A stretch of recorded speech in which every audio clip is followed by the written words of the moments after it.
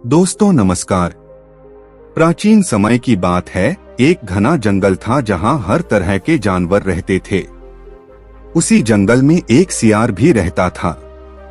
वह सियार बाकी जानवरों से बहुत अलग था। उसकी जिज्ञासा और ज्ञान की प्यास उसे बेचैन रखती थी। उसका नाम था चितांध, जिसका अर्थ था जिसका मन हमेशा चिंतन में रहता हो।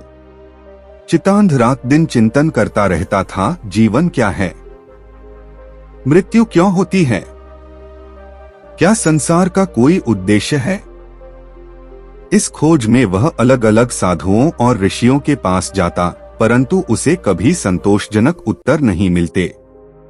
एक दिन उसने निश्चय किया कि अब वह भगवान शिव से ही इन प्रश्नों का उत्तर पूछेगा।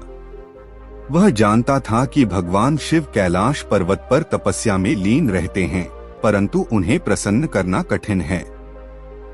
चितांध ने दृढ़ निश्चय किया और कैलाश पर्वत की ओर चल पड़ा।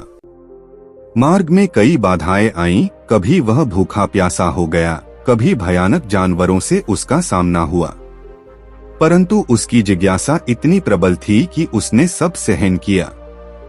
जब वह आखिरकार कैलाश पहुंचा, उसने भगवान शिव का आह्वान किया। कई दिनों तक उसने कठोर तप किया, बिना कुछ खाए पिए। उसकी तपस्या इतनी प्रबल थी कि स्वयं शिव प्रकट हो गए। भगवान शिव ने कहा, हे सियार, तुमने इतनी कठिन तपस्या की है, कहो तुम्हारी क्या इच्छा है। चितांध ने प्रणाम किया और बोला, हे महादेव, मैं संसार के कुछ गूढ़ प्रश्नों के उत्तर जानना चाहता हूँ। यदि आप मुझ पर कृपा करें तो मेरे मन के 5 प्रश्नों का उत्तर दें। शिव ने अपनी मुस्कान से सियार को आश्वस्त किया और कहा, पूछो चितांध, तुम्हारे मन की शांति के लिए मैं उत्तर दूंगा। पहला प्रश्न, जीवन का वास्तविक उद्देश्य क्या है। भगवान शिव ने गंभीरता से उत्तर दिया, जीवन का उद्देश्य ज्ञान प्राप्ति और आत्म साक्षात्कार है। हर प्राणी इस संसार में अपने कर्मों के परिणाम स्वरूप जन्म लेता है और उसका मुख्य उद्देश्य अपनी आत्मा को पहचानना और उसे परमात्मा से जोड़ना है। भौतिक संसार केवल माया है, परंतु इसके पीछे एक दिव्य सत्य छुपा है, जिसे समझने के लिए मनुष्य को आत्मज्ञान प्राप्त करना होता है। चितांध ने सर हिलाया, जैसे उसने कुछ समझा हो, और दूसरा प्रश्न पूछा। दूसरा प्रश्न, मृत्यु का क्या अर्थ है। शिव ने कहा, मृत्यु केवल एक आवरण बदलने जैसा है। आत्मा अमर है और शरीर केवल एक साधन है। जब शरीर अपनी उपयोगिता खो देता है तो आत्मा उसे त्याग कर नया शरीर धारण करती है। मृत्यु से डरना व्यर्थ है, क्योंकि वह केवल एक अवस्था से दूसरी अवस्था में जाने का माध्यम है। जो इसे समझता है वह मृत्यु से भयभीत नहीं होता। चितांध की आंखों में एक अलग सी चमक आई। उसने कुछ पल सोचा और फिर तीसरा प्रश्न पूछा। तीसरा प्रश्न, संसार में दुख क्यों है। शिव ने उत्तर दिया, दुख और सुख दोनों ही संसार का अभिन्न हिस्सा हैं।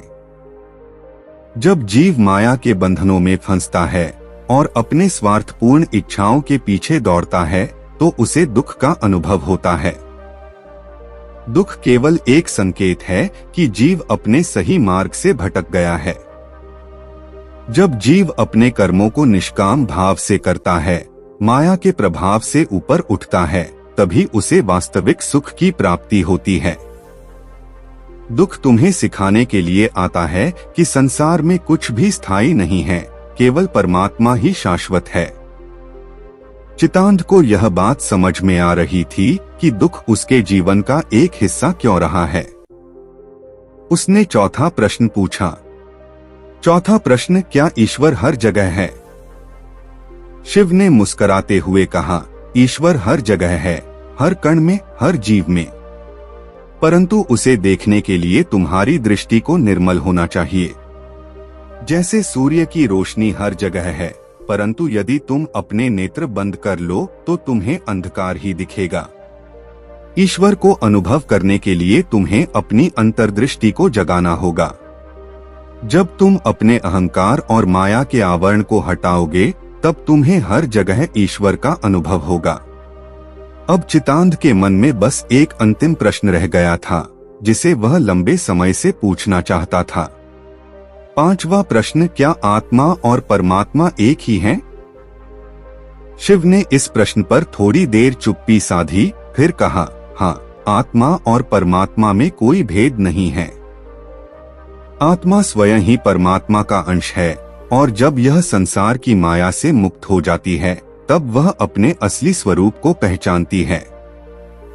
तुम और मैं सब एक ही सत्य के अंश हैं, परंतु तुम्हें इस सत्य का अनुभव तब होगा जब तुम माया से परे जाओगे।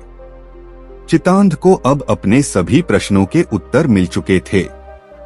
वह शिव को प्रणाम कर वहां से लौटा। अब वह केवल एक साधारण सियार नहीं था, बल्कि वह आत्मज्ञान से पूर्ण एक जीव था। उस दिन से चितांध ने अपने जीवन का उद्देश्य केवल अपनी आत्मा को जानने और परमात्मा से जोड़ने में लगा दिया। उसकी कथा जंगल के हर कोने में फैल गई और वह सभी प्राणियों के लिए प्रेरणा का स्रोत बन गया। निष्कर्ष, चितांध की कथा हमें यह सिखाती है कि जीवन के असली प्रश्नों का उत्तर केवल बाहरी संसार में नहीं, बल्कि भीतर की यात्रा में मिलता है। जब तक हम अपने अहंकार, भय और भ्रम को छोड़कर आत्मज्ञान की ओर नहीं बढ़ते, तब तक हमारे जीवन का उद्देश्य अधूरा रहता है।